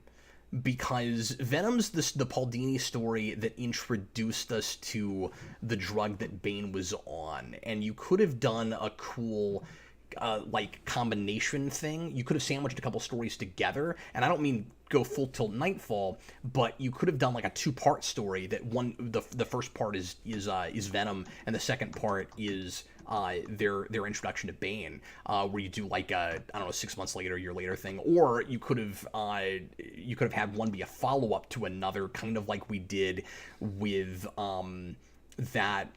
I forget his name. It's been a while. That samurai guy that Bruce Wayne trained with, that he became enemies with, that he fought once and then came back in another season. No, it's not anybody you would know. I don't know if he's made up for that show, but I don't remember his name anyway. But he was this guy that Bruce Wayne trained with when he was like he was a pupil. He was a student with him. Yeah, that's that episode that was just the ninja. So that's that episode where they were toward the end. Actually, they do this twice in the episode. They have that hilarious thing where they're just circling each other like this, with that like really intense music, and just the animation that is so funny to me. It's the best. They just stand and do this constantly. It's the best. But yeah, they could have done something like that with Venom, I think. Cool, John Ty. Out of all the countries outside of America, which would you like to live in? Japan. Moving on. Well, no. But the only foreign country, well, I've been to 4 countries in Europe that were all very similar. So like I don't have a lot of like world travel experience. So I can't just go with stuff I've been to. Because I do that, I only have 4 possible choices. Like having not been there, my immediate response is Japan. I don't know if I would think that once I was there, but that's my immediate response. But what do you guys think? What would be your pick? Oh, out of places that I've been, oh my goodness. Yes, Bags, so that I could live in the Raptor room. That's exactly why I would. Yeah, exactly. Anyway, I've always wanted to visit Japan. I'll say that, but I've always thought about, you know, I am not one to learn other languages. Everybody's talking about the Raptor room again. That's gonna be the whole Logan mania. Just talking about the Raptor room. I can't learn. I've tried before. I don't think I could learn a foreign language, and I wouldn't live anywhere where I couldn't speak the native tongue. So it's either Canada or England for me. Oh, see, I don't have that because I've known some people that have lived in Japan and didn't know the language very well and got along fine. That country is so Americanized. No, and I understand that. And I'm not saying that there wouldn't be a language barrier. There's obviously a lot of people there that don't speak English, but you could get by. You could make it. You could figure it out. Certainly. And in a lot of places you could get by, but I feel a certain, you know, obligation to the culture necessarily. Jedi Knight says, doesn't Japan have a racism and toxic work culture problem? Well, see, that would be a reason not to go. But I wasn't aware of that, if that's the case. I'd rather live in Japan than China. Stephen Murphy says, well, yes, but that goes without saying. I don't know, especially right now, especially these days. Stephen Murphy, you can come to Ireland. We'd welcome you. Well, thanks, man. Thanks, Ireland. On behalf of Ireland. Thanks, man. Bag Studio says, just discovered Symbiote Avengers is a thing. Yeah, I don't know about that. Is that a new Marvel book? They've been obsessed with the symbiotes and with Venom stuff for the last few years and just milking it for all it's worth. And I'm a Venom collector. At one point, I owned every issue Venom at least had his name on, if not was inside of. And the last 3 or 4 years, I've fallen off of that a little bit. There's been way too much of it. I've still bought quite a bit, but I haven't bought everything. And I did the same thing with Carnage too, and that's been a problem because then we had that big Carnage event from a couple. We did Maximum Carnage, or not Maximum Carnage, Absolute Carnage, and I still haven't read much of that stuff yet. But I bought it all. It's all stacked up. All right. Anyway. Gotta buy 'em. Hawk Flame, what writer, comic or otherwise, that hasn't written Batman would you most like to see write Batman? Yeah, good question. JMS. JMS is my response, and I'd love to see him do his kind of ground up reboot of Batman. And I, as I've said before, I was really surprised that I liked Batman Earth 1 as much as I did. I don't like it as well as JMS's Superman Earth 1, but prior to that, Jeff Johns was not very good at writing Batman, and his Batman stuff in that is really good, but I still would have loved to have seen what JMS would do with it. But I would more like to see JMS do, write a Batman movie or something. TH1, my theater hopefully is opening Friday. Any tips for going to a theater during this trying time? You guys are awesome and always work safe/family friendly.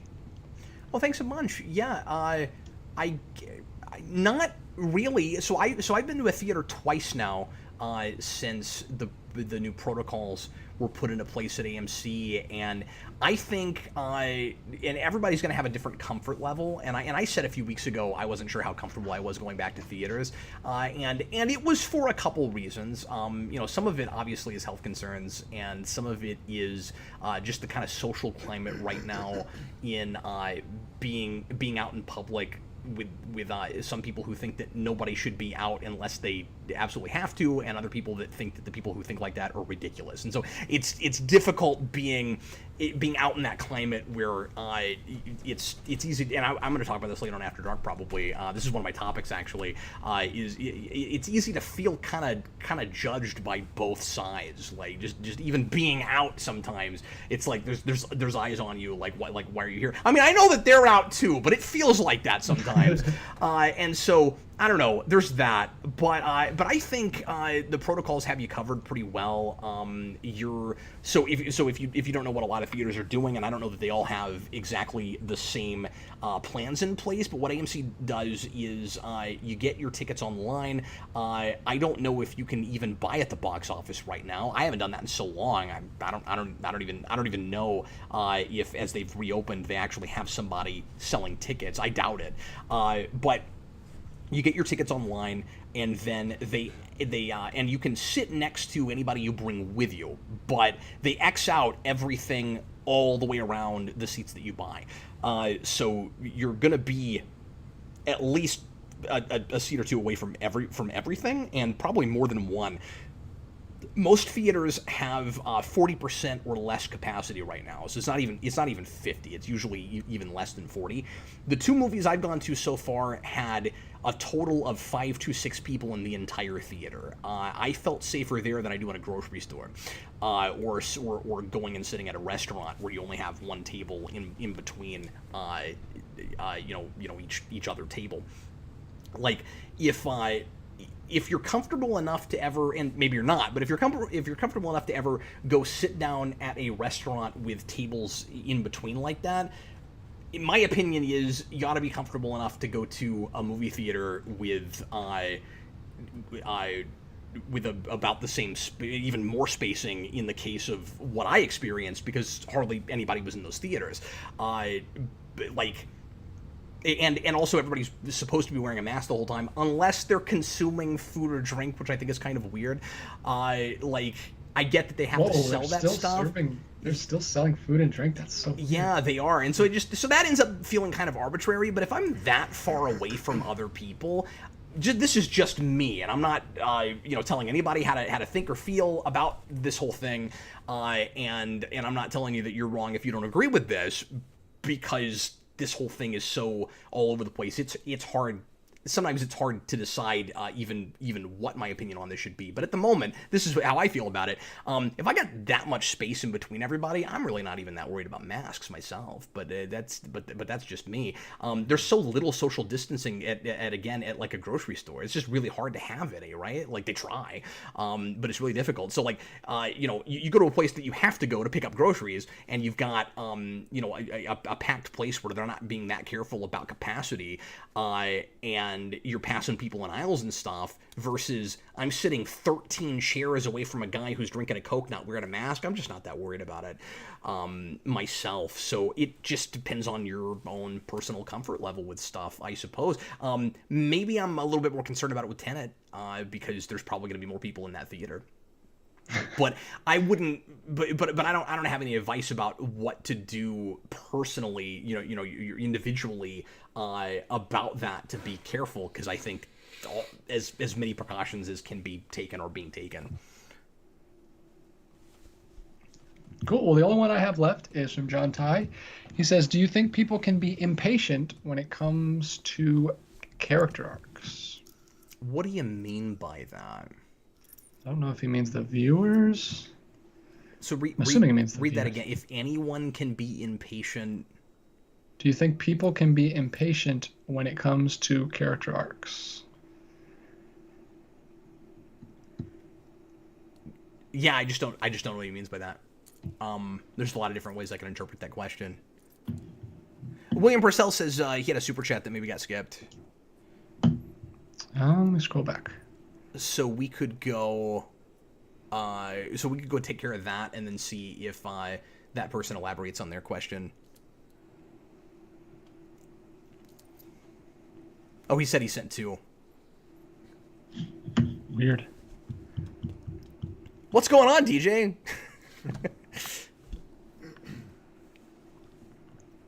Searching. He is the search engine. Right. Well, I'll attempt this then. Robert Wilde says he thinks he meant viewers being impatient with character arcs. That's what I figured he meant too. But yeah, I mean, of course. That's just such a general question. I'm not sure how to answer it. I mean, when you say character arcs, do you just mean people are impatient that like they want to know what the I'm not even sure how to answer that. I don't know what the question is.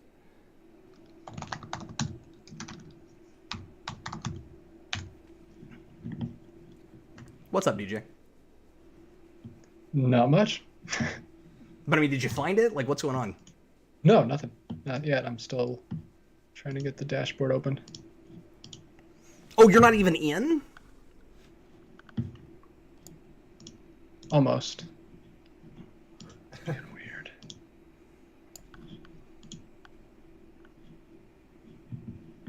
William Purcell, $5 super chat. Do you know any good sci-fi novels that can help fill the void that the ruined Star Wars and Star Trek has left? Sadly, no. I mean, I haven't been reading any new original science fiction. I wish I had time. I mean, I should be doing that, and I just haven't been. I would... the person I would immediately direct you to is my buddy Alexei Vanderberg, who is a publicist for a lot of science fiction writers, and he can tell you a lot of the good stuff that's going on right now. He's recommending stuff to me all the time. I just haven't sat down and read anything. And then another $5 super chat from William Purcell. If you were to make a series of Batman, Superman, Justice League films that takes place in a past time period, what period would you choose and why? I'm on a Japan kick, I guess. I'm gonna say feudal Japan. And that's because I loved the aesthetic of Batman Ninja, but the story was just impossible to follow. It was all over the place. It was just absolutely nuts. Like, that was all about the atmosphere and not much else. But I would love to see that, but with a more kind of concrete and down to earth story. It didn't have to be too down to earth. I love the crazy and bombastic nature of that. I just didn't know what was going on half the time. I need to sit down and watch that again. That was a really fun experience. Something else I see here that... Yes, William Purcell, Batman Ninja did basically have Megazords, and it's awesome. And if you've not seen that, DJ, you've got to, because it is wonderfully trippy. It's fantastic. Megazords? Like the Spider-Man Japanese show? Yeah, like they had these big giant robots that were made of cities, if memory serves. From Japan, it was awesome. Giant things. And there was like a big, and then later on, and this was going too far. Later on, there's one made out of bats. Like, actual bats come together and make this big. Yeah, it's crazy. Yeah, that's hilarious. Speaking of things, giant things with Batman, Jedi Knight said a little bit earlier when we were talking about things Batman 66 should cross over with. He says Batman 66 meets Godzilla, which would be hilarious. Yeah, I'm actually kind of surprised that didn't happen in comics, because IDW was crossing with so many different things, and I think there was talk, if memory serves, at one time back when the 60 show was being made, that there actually was supposed to be a movie that did that. Isn't that nuts? That's and so weird. I hope I'm remembering this right, but I seem to recall in my research with Batman 66 that at one time there was supposed to be a Batman Godzilla crossover movie, which just would have been nuts. And I don't know if you're saying that because you knew about that, or if you're saying that because you just think it would be cool to see that. But that nearly happened, and I think, and if I'm right about that, that's why I'm saying, with the good relationship that DC and IDW had, and some of the crossing with characters they already did, I'm a little shocked that didn't end up happening. But maybe there were licensing issues with Toei and stuff, because they can be weird about what they allow. People do with their property. John Tai, with that earlier question that I just was not sure how to answer, because the character arc is taking too long to finish. Yeah, I mean, sure, but I don't know if that's a character arc issue so much as just like not liking a character. Somebody might be getting impatient because they think that they don't sympathize with a character that if they just wait a while, they'll realize actually is worth watching, but they've got to kind of have their coming of age before you realize it. And of course, that's a big giant risk, and generally speaking, traditional conventions of storytelling, your character before a character arc is finished should be sympathetic in some way. Sympathetic not meaning likable, but meaning that I understand how that person got to that place, and it's believable that they're the way they are, and so you can adjust to their worldview and their way of looking at things, even if it's not your own. And so sometimes when that's not happening early enough, people end up wanting to jump ship. But I think the onus is more on the writer on that. I don't think that, I think you're right. I think readers and viewers can get impatient about that. I also think that it makes sense for them to in certain cases, and I think it's important to always keep that rule in mind that I'm always talking about, that nobody wants to read your story, which is an easy thing to forget when you're talking about big blockbuster things and well-known properties and stuff, because people do want to be there because they already care about a character, they're already invested in an idea. But I think regardless of the stories you're writing, you still should always have that in the back of your mind and write as if nobody sitting in the theater knew what Hulk was before before they got there. Knew what Batman was before they got there. Because if you just assume, well, we can have this character be, just for the sake of being edgy or being realistic, we can have this character be as unlikable and obnoxious as we want because we've got these people here already. They already love this character. They might not love your version of that character. And so, sometimes that impatience is completely warranted. Bag Studios' favorite sitcom. His is the Andy Griffith Show. LOL. Well, I think DJ and I are both kind of in agreement about Friends. I think we both kind of like that show. I don't know if that's my. Yeah, that wouldn't be my favorite. My absolute favorite. I would say Frasier if it ended better or had a better last couple seasons. That show is of course way up there. I love the Beverly Hillbillies to death. That's definitely one of my favorite sitcoms. Frasier's one of my top picks, especially because I watched it while it was still on air. I'm a big fan of Seinfeld too. DJ, if not, and I watched 2 episodes of that when I was a kid. I just have never been able to get into that. I do not get the love for that show. Maybe at some point I'll finally try that again. I just don't get it. DJ, if not Friends. My favorite sitcom and probably favorite show is The Office, and then Always Sunny in Philadelphia is also really great and probably better than The Office at this point because it has 14 great seasons instead of 6 or 7 because Always Sunny just keeps going and going and the quality never really dips except for season 13, which I didn't like, but all the other seasons are great. And I never got really different sensibilities with me with comedy, but we've talked about this before. Yeah, and I never got into Seinfeld, but my wife and I have been watching Curb Your Enthusiasm, which is Larry David. I've seen a couple of episodes of that. It's Larry David, the co-creator of Seinfeld. Mm-hmm. It's an HBO sitcom, and we've been watching it at night while we're feeding our daughter, and it's I don't know how I feel about it yet. We just started the 3rd season, so I'll check back in. Does anyone watch Curb Your Enthusiasm here? Let me know if it gets a lot better or worse. I don't know. I'm assuming it gets better because it's 10 seasons. I kind of like the Goldbergs. If you've ever watched that, it's on right now. At ABC. This guy, he basically tells his own life story, and he's got the proof to back it up at the end of each episode. He shows a video that he took in the 80s when he was a kid because he had the video camera. That's how he learned, as a kid to do all this. He shows a clip at the end that informed the episode, and it's kind of fun. Everybody's shouting out Blue Dragon 5 says Curb is he loves Curb. Josh says it's the greatest show on earth. Daniel Davis says it's masterful. All right, cool. Well, I'm liking it, so I'm gonna keep watching. But yeah.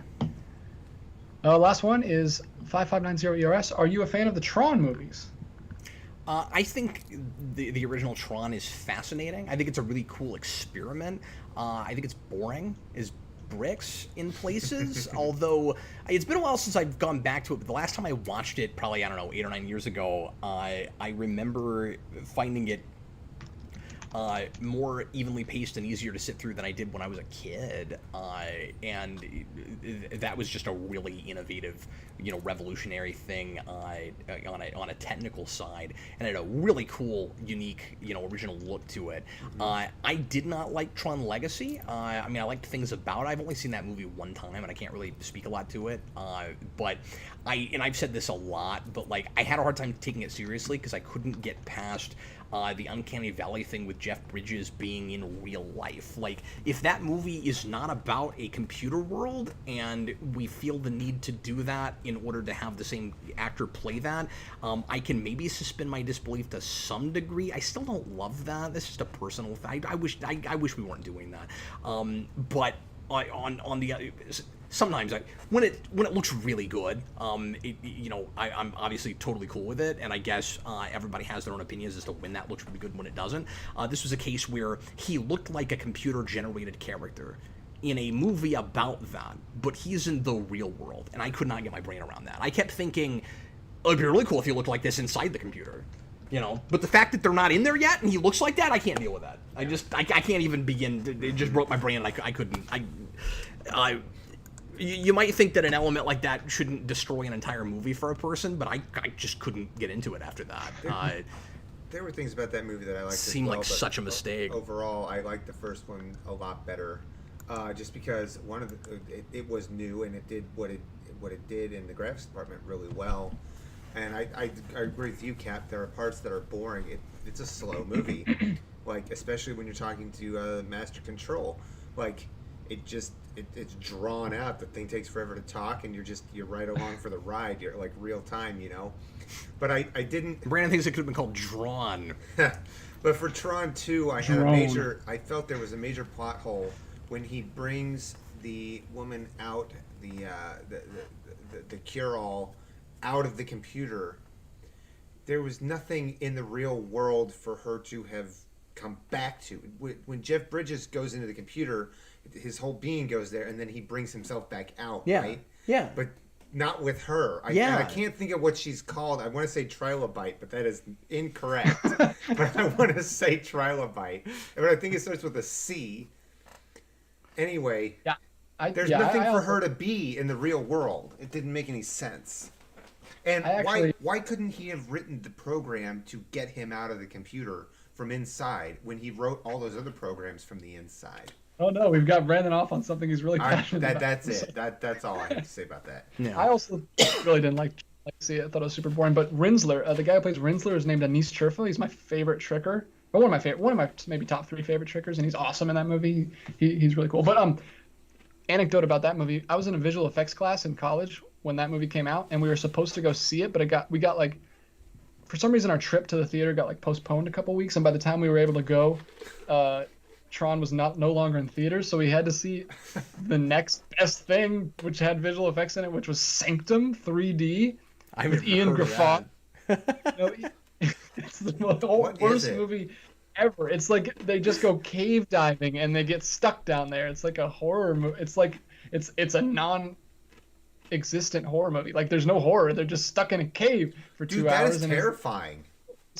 I know it's terrifying, but the movie wasn't. It was super boring, and it was. And also, you were going because it was a special effects class, and doing that instead of Tron, which is all about like the visual computer stuff that you can't generate any other way. And the vibrant colors. And they apparently shot it with like, James Cameron's 3D.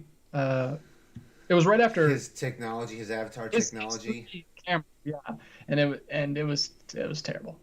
Sanctum, guys, look it up. Simographic says he's probably the only person here who actually liked Tron Legacy. I mean, I might try to give it another shot at some point, especially since that third movie got announced. I don't hate it by any means. I don't hate it. And it's weird because for a long time they acted like they weren't going to make a third movie because they didn't perform that great. I don't know why they're bothering with another one.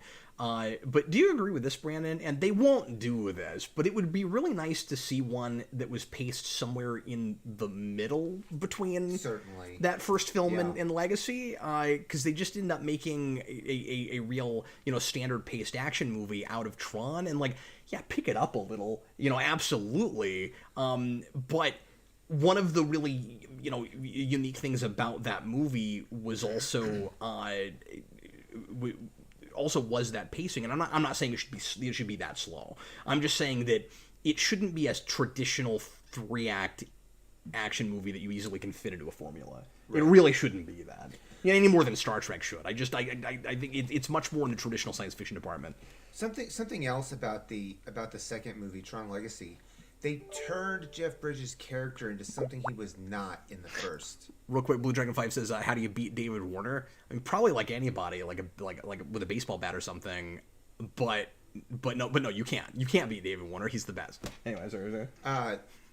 Just that they turned Jeff Bridges' character into something I didn't feel that he was in the original. But don't beat David Warner. David Warner's great. Why would you want to beat David Warner? Why would you want to do that? All of a sudden, he's this major inventor. He invented all of these major technologies that he feels that when he's learning about the new world all these years later, he feels that they were built upon the technologies that he created back in the day. And in the first movie, I only got the sense that he was really just this kind of podunk computer scientist. Not that he was just this some inventor who was churning out stuff like a professor at a university necessarily. So That bothered me about the second movie. Robert Wildcat, why do you want to see David Warner be beaten? I don't! I was just answering the question. I'm sorry, it was a bad joke. Anyway, well, everybody, thanks a lot for watching. We're going to go ahead and take a break now and come back here in a little bit for Cat Logan After Dark. Cat and me After Dark. And before that happens, though, we need to tally up Super Chats and figure out... who is the winner for tonight, and the winner is going to get to pick the main topic, or at least a topic, depending on what comes up, that we're going to discuss this evening on our uncensored talk show, Cat Logan After Dark. I see a question. Well, yeah. While I tally this, you guys can answer this wonderful question: who wins in a race, Cap, DJ, or Brandon the Welder? So Brandon the Welder. Well, I worked in the ornamental iron business, but I didn't do the welding. Brandon, I guess I'd be actually kind of half interested to see which of us is faster. I would be too, considering that my foot isn't as bum as it was when we actually ran around the diamond at Field of Dreams. Yeah, because anybody could have beaten you that day. Oh yeah, of course. Jason could have beaten me that day at the age he was. Yeah, but the answer to that question is DJ, because DJ is a lot more fit than either of us. Just trust me on this, he is. Depends on how long it is. I could sprint. Well, yeah, but I'm saying in a sprint, DJ would beat you all day long. Okay. Makes sense. I would think. I mean, I don't know. What do you think? What do you think? DJ, you're coming to Kansas. How are you? I have no idea. How are you? I haven't raced anybody since I was like 8. Well, I was gonna say, like, you're not really a runner. Yeah, I don't know. I mean, I can run. I know how to. I'm just saying, he's more athletic than the both of us combined. I don't see us winning. I don't see either of us winning that. I don't know how well the Welder runs. The Welder's a fictional character. Sort of. Blue Dragon Pipe says the Welder is just too weighed down. Well, that's fair. If he has to wear his welding gear, he loses. If he can take all that off. So basically, the only way the Welder has a chance at beating DJ is if the Welder just looks like DJ. Because he would. Once he takes his mask off, he's just DJ. Lewis Cox, who wins in a race, Brandon, Cap, DJ, Vince, or Eric. I'm still giving it to DJ probably, although Vince has a good shot at that point too. Because he's pretty fit these days himself. Now, if that race were a car race, I'm going to win it. No, you're not. You're gonna run into a wall halfway through. Maybe. Or the cops are gonna just start chasing you, but none of the rest of us for some reason, like just you. That would be very, very, very true. That's what ends up happening. That would be very true.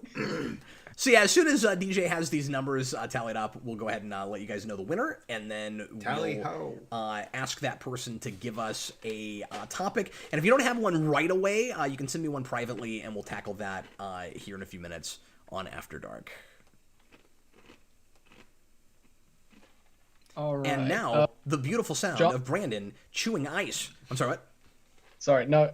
This is just so hard to add these up because they're so mixed in, so I have to kind of go like one person at a time and just count all theirs. Yeah, I'm sorry. DJ's job's not easy. I give him too much to do. So John Ty, I think, is one of the top contenders. He has 17. I'm gonna go back up, and I think T-Edge won. Lucas Green might be in there too, though. Yeah, because he gave a 10 and a 5. So, but I don't think. Oh, but just a 10 and a 5. Okay. Bear with us, folks. There's not an easy way to do this. I wish I could search. Fascinating. 12. And now for the tallying up super chat show. I'm Captain Logan. Tonight, we're going to tally up super chats. It's a regular tally up super chats show. We're not going to have a lead-in super chat. Okay, T-Edge 1 has 22. I believe that might be the top. Did Tom manage it again? 22. That is Tom a couple shows in a row, I think. I will double check, like you said. Math time. I want to answer this question, and I meant to do this earlier. So let me talk about this for a minute, if you don't mind, DJ. Yeah. James 123, Cap, how do you stay motivated to keep writing? That's a great question. I could spend half a show on that, because, it's not the easiest thing in the world. And everybody's different. Everybody's going to have different ways to motivate themselves. Everybody writes best at different times of day, generally speaking. I'm sure there's some mutant out there that can write at any time, but I think most of us have our creative juices going better at different times of day. I'm a night person when it comes to writing. Some people like Stephen King get up in the morning and write. I don't do real well with that. I gotta stay up late and do. I need to have had a day before I really get rolling. If I'm at crunch time and I got to work on something, I can do it in the afternoon. But you're just asking about me personally, so I'll just tell you my answer. Sometimes I fail at it, is the first thing I want to say. I'm not always able to constantly motivate myself to write. I try to write 2,000 words a day these days, and lately I've been oscillating between 1 and 2,000. Been busy with different things, and it's made it, some of the stuff I'm doing right now is making it difficult to get to that 2,000 word count. What I usually try to do is, and this is what I do when I'm in the middle of a novel. And right now I'm back and forth. I'm writing a book, but I'm also writing videos for the channel. So I'm counting those because otherwise they'll never get done. So it's a couple thousand words of whatever kind of writing I'm doing, or 2 hours is usually how I do it. And sometimes I just don't have the 2 hours. Sometimes I only have an hour. So you hope you can get closer to that 2,000 mark in an hour. And if it's going well, and I have the out-of-body experience that I'm always talking about, I'll really hit my stride after that first half hour, and I may get to 700, 800, 1,000 words in that second half hour. But on average, I'm writing about 1,000 words an hour. For me, the motivation is and again, when I'm not managing it, it's because other things take priority, and it's difficult to prioritize it. But it is, in at least for me personally, next to my family, the most important thing I can be doing. The way I stay motivated to write is that I know I don't feel like myself when I don't.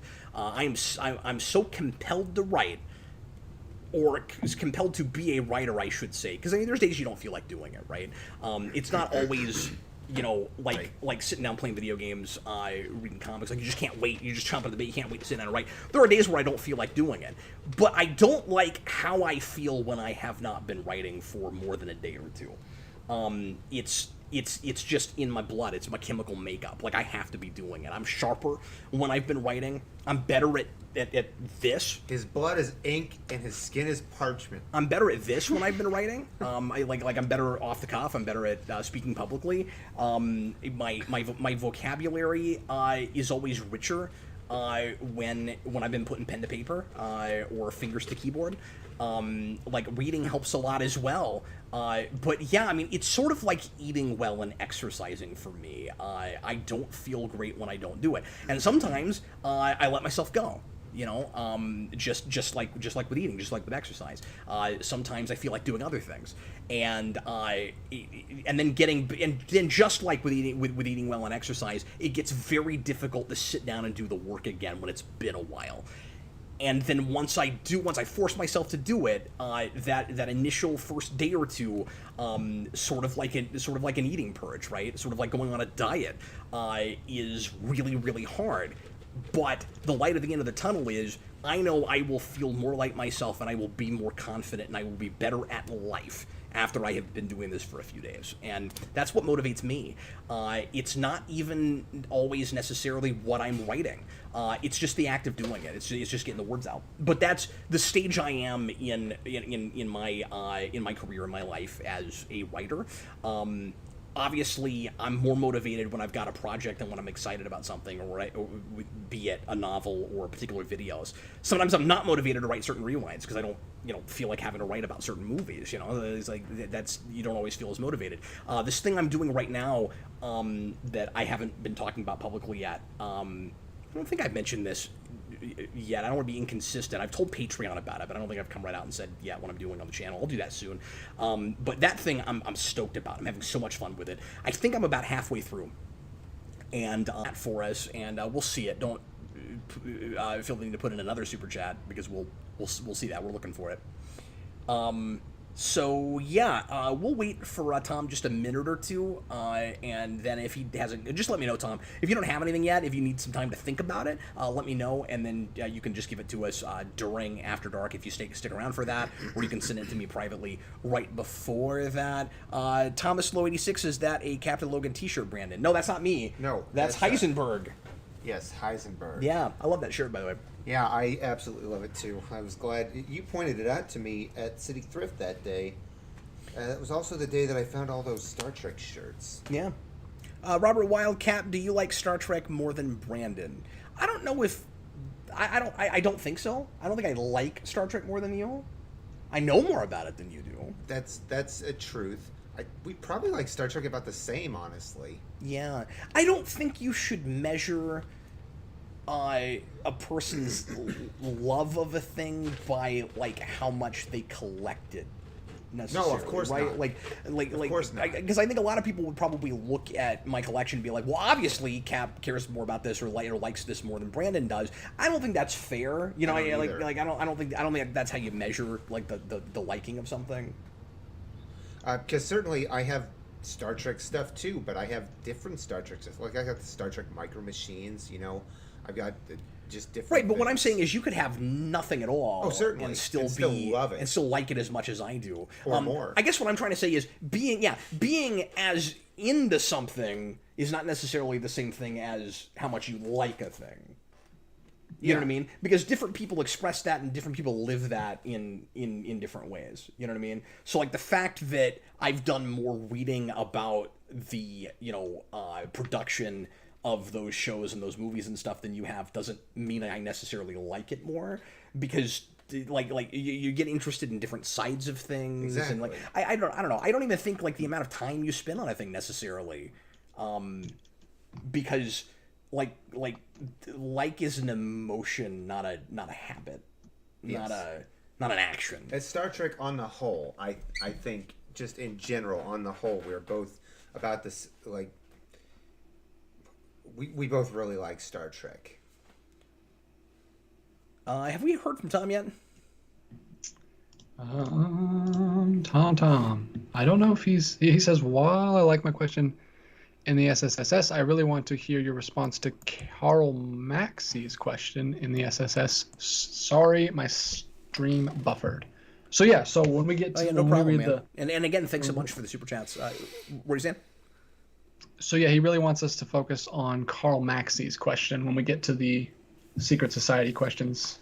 I don't know what that is offhand. Should we go ahead and reveal it now, or should we just? We can. I don't. Yeah. I can look it up real quick. I have my Facebook open. Okay, cool. While you're doing that, I'll answer this real quick. John Ty Cap, have you ever overthought something that didn't need to be overthought, and if so, what was it? Yeah, certainly. That the idea of overthinking a thing is so relative, and sometimes I sort of know I'm doing that, but the rabbit hole is too much fun to not go down. You know what I mean? The answer to that is the Wolverine. Just go listen to my Superhero Rewind on the Wolverine. It's a little overthought. Okay. I got it. Oh, man, hold on. I can't believe this came up. Okay, so, William Barcel said, Cap, which series drives you nuts more, Smallville or Spawn? Spawn, absolutely. Because Smallville I have a love-hate relationship with. Spawn, I have a hate. I like the costume relationship with. Hate. Double. William Parcell then responds to John Ty's question, Robert. I'm sorry, let me go back. Robert Wild responds to William Purcell's question and says, a Smallville Spawn crossover would have been amazing and convoluted. Years ago, I had the notion of putting those together in a webcomic or a fan fiction or something, and I was going to call it Spawnville, and I still really want to do it. The crossover no one ever thought. It would have been just calling it small. Spawn. It would have been like the best catharsis for me. But I came up with it before Spawn year, and I got so burnt out on Spawn. I've never gone back and tried to do it because I'd probably have to like refamiliarize myself a little bit with Spawn. And who wants to do that? That was the most burnt out I've ever seen you, and one of the times. But it was worth it. It was one of the 2 times where I've really felt for you. just like I got it. Well, like, thanks. I understood what was going on. I got through it. It's okay. Divid 22, $2 super chat. Cap, who would get a hat and break bad that you know? I love that there has to be a hat involved. That's pretty great. Well, see, I don't feel like it's fair to answer that. I mean, you put out a super chat, so I guess I have to. But but now I gotta like throw a friend under a bus. Like, who do I imagine? Who do I know that I can imagine most readily? Just kind of like, you know, like losing it and deciding to, you know, pull a Walter White. I don't want to go down that road, right? Like, that's gonna be unfair to anybody I throw out. I mean, I feel like you could say. I guess the answer honestly. is Brandon, isn't it? Yeah. Except I don't know how much. I don't know if it would surprise me. I'm just joking. I might not be. Cooking, I'm just joking. But there's plenty of other things that I've done that are plenty just not. But that's the point I'm making, because Walter White's not like that. You know what I mean? Like, it seems like if you're comparing, maybe I'm overthinking this, if you're comparing a person to Walter White, like, who in your life do you know that would be like that guy who other people would never imagine that they would do that? But that guy, right? Like, I wouldn't like make the character change that he made. Yeah. You know, but I would there are certain things that I would probably do, you know, subversive of the law, that, you know, put me on par with what he was doing. Nothing that's going to hurt anybody else necessarily. But yeah, I mean, I think you're probably the most subversive person as far as that kind of thing goes that I know. So I mean, I guess that has to be the answer. That you know, I would agree with that statement. Okay. Well, we're gonna have to go ahead and close up shop, folks. Did you find that question? Yeah. Carl Maxey was asking our opinion about a 26-year-old California teacher that was fired for having created an explicit OnlyFans page. So that's what we'll be talking about. Weird. I guess we're going to talk about that. Okay. We'll have to read about that and find that out, because I don't know about that. Okay. Well, everybody look forward to that, I guess. That's not going to be all we talk about, okay? We'll throw some other stuff in there, but we're going to do a discussion topic only show tonight on After Dark. It should be fun. We always let ourselves just go off on random tangents and see where the conversation takes us. It tends to get pretty wild and crazy. Brandon and I got in a screaming match last time, which was a lot of fun. I think it made some people uncomfortable. It was the most fun I've had in a long time. Fun, yeah. But anyway, I enjoyed it. Anything could happen. So pop in and check that out, won't you, folks? We're gonna it's gonna be uncensored. We're gonna talk about some stuff that we usually wouldn't talk about. Clearly, Patreon.com/Geekvolution. If you are not already currently a patron, just that initial $2 tier gives you access, and hang out with us some more tonight if you guys are so inclined. We'll be doing that live here in about 10 minutes. I'm gonna send out the link to all the patrons in your email in just a couple minutes, so you can go ahead and get in and get ready. Get prepared for the show. Let us have about a 10-minute break, and we'll be right back. Everybody, thanks a lot for watching. Hope you had a great time. We certainly did. DJ and I will be back next Tuesday for the initial episode of the Marvel Mania. Of the relaunch of Marvel Mania, the return of Marvel Mania, beginning with Logan. How long has it been since you saw it, DJ? Since I saw it in theaters. Really? Okay, cool. Because we're not. I mean, I think there's one or two that DJ hasn't seen. I don't think besides those we're going into this blind, but we're not doing preparation. It's the same thing that Marvel Mania was before with me and Eric, except it's not daily, and it's me and DJ this time. But we're gonna be just kind of kicking back, hanging out with you guys, and saying whatever comes to mind while we're watching those movies. It's gonna be a watch party that we're posting. And obviously, you know, they're commentaries. We're gonna be as interesting as we can on those, but we're not doing a lot of prep beforehand, and we will let ourselves get goofy and you know. It could get Raptor Roomy. I mean, anything's possible. So there could be a Raptor Room appearance. Well, I mean, I don't know how it would appear, but there. You have enough Raptors in your house that you've shown me that you could put a room together for. I don't though. I need more Raptor stuff. I really do. Do you still have Giant Blue? I do. Okay. Yeah, well, that's good. He's in Mikey's room. Life size. And not only is he in Mikey's room, but we've actually got like a Jurassic World wall there. Like it's not a whole bunch of stuff, but it's just like she is next to the crib, and then on the wall, it's ridiculous that I have this. I've got all of the advertisements from Dairy Queen that Jurassic World was doing when that movie came out. They're just on the wall. Yeah. They're on the wall, and you're off the wall. I'm off the wall. Well, thanks for watching, guys. We'll see you again, hopefully Tuesday. Everybody that can make it from Marvel Mania, we are going to be doing those lives. That's the other thing that's different about Marvel Mania. And the Captain Logan Show returns on Thursday. Also, so many live shows. It's like the whole channel is just a live, just my life. I just should never turn the camera off. Just leave it on. Yeah, we should just move to Twitch, really. We're a Twitch channel. Sunday night, there will be yet another live show with Connor and I talking about a couple of new movies. We're going to talk about Tenet, and hopefully we can both manage to see it in time. We're also going to talk about Bill and Ted Feast of the Music. So both of those that night. Anyway, thanks so much for watching, everybody. I will see you again very shortly, and some of you guys even more shortly. 10 minutes. Tell your friends. I'm Captain Logan. This is Brandon Grimm. See ya. And DJ Martinez. Bye-bye. Later, folks.